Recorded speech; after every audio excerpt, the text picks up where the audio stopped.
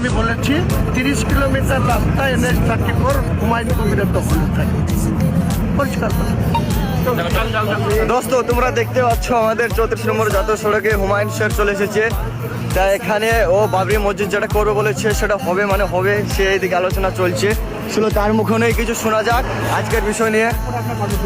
আবার ওখান থেকে সোজা চলে আসবো স্পটে, যেখানে প্যান্ডেল হবে, ডায়াস হবে, যেখানে শিলান্যাসের অনুষ্ঠানের বোর্ড ফোর্ড লাগবে, এসবগুলো। দলের কি অনুমতি পেয়েছেন বা এরকম কিছু? এখানে দলের অনুমতি নেওয়ার কোনো প্রয়োজন আছে বলে আমি মনে করি না। আপনারা অযাচিত প্রশ্ন আমাকে করবেন না।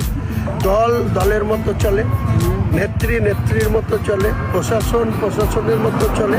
আমার টাস্ক একটা ইসলামিক ব্যাপার। এখানে অমুসলিমরা যে সমস্ত তাদের ধর্মীয় আচরণ করে, আমি কারো কোনো আচরণে বাধা দিতে চাই না, কারো কোনো সমালোচনা করি না, কারো কোনো বিরোধিতা করি না। কদিন আগে কার্তিক লড়াই হয়েছে দেশে, এই প্রশাসনের 200 পুলিশ সেখানে তাদেরকে সহযোগিতা করেছে।